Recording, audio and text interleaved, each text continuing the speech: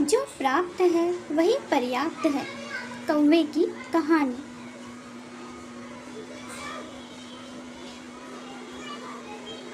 किसी जंगल में एक कौवा रहता था। वो हमेशा खुश रहता था क्योंकि उसकी ज़्यादा इच्छाएं नहीं थी। वह अपनी ज़िंदगी से संतुष्ट था।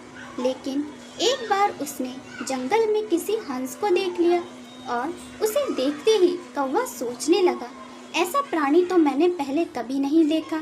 इतना साफ और सफ़ेद, यह तो इस जंगल में औरों से बहुत सफ़ेद और सुंदर है, इसलिए यह तो बहुत खुश रहता होगा। कौवा हंस के पास गया और पूछा, भाई तुम इतने सुंदर हो इसलिए तुम बहुत खुश होंगे। इस पर हंस ने जवाब दिया, हाँ, मैं पहले बहुत खुश रहता था जब तक मैंने तोते को नहीं देखा था। उसे देखने के बाद से लगता है कि तोता धरती पर सबसे सुंदर है। अपन दोनों के शरीर का तो एक ही रंग है, लेकिन तोते के शरीर पर दो दो रंग हैं। उसके गले में लाल रंग का घेरा और वो सुर्ख हरे रंग का था। सच में वो खूबसूरत था। अब कौवे ने सोचा कि हंस तो तोते को सबसे सुंदर बता रहा है, तो फिर उसे देखना होगा। कौवा तोते के पास गया और पूछा, भाई तुम दो दो रंग पाकर बड़े खुश होंगे। इस पर तोते ने कहा, हाँ, मैं तब तक खुश था जब तक मैंने मोर को नहीं देखा था। मेरे पास तो दो ही रंग हैं, लेकिन मोर के शरीर पर तो कई तरह के रंग हैं। कौवे ने सोचा कि सबसे ज़्यादा खुश कौन है, यह तो मैं पता करके ही रहूँगा, इसलिए अब मोर से मिलना ही पड़ेगा। कौवे ने मोर को जंगल में ढूंढा, लेकिन उसे पूरे जंगल में एक भी मोर नहीं मिला। मोर को ढूंढते ढूंढते वह चिड़ियाघर में पहुंच गया, तो देखा कि मोर को देखने बहुत से लोग आए हुए हैं और उसके आसपास अच्छी खासी भीड़ है।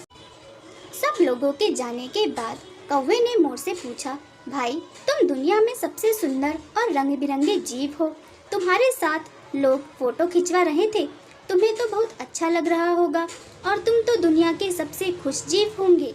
इस पर मोर ने दुखी होते हुए कहा, अगर सुंदर हूँ तो भी क्या फ़र्क पड़ता है।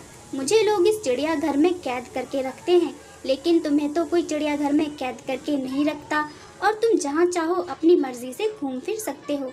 इसलिए दुनिया के सबसे संतुष्ट और खुश जीव तो तुम्हें होना चाहिए, क्योंकि तुम आज़ाद रहते हो। कौवा हैरान रह गया क्योंकि उसके जीवन की अहमियत कोई दूसरा बता गया। सीख।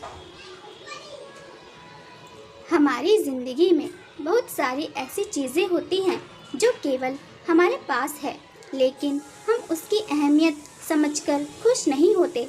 वहीं दूसरों की छोटी खुशी भी हमें बड़ी लगती है, जबकि हम अपनी बड़ी खुशियों को इग्नोर कर देते हैं और फिर दुखी रहने लगते हैं, जबकि जो प्राप्त है वही पर्याप्त है। Thanks for watching.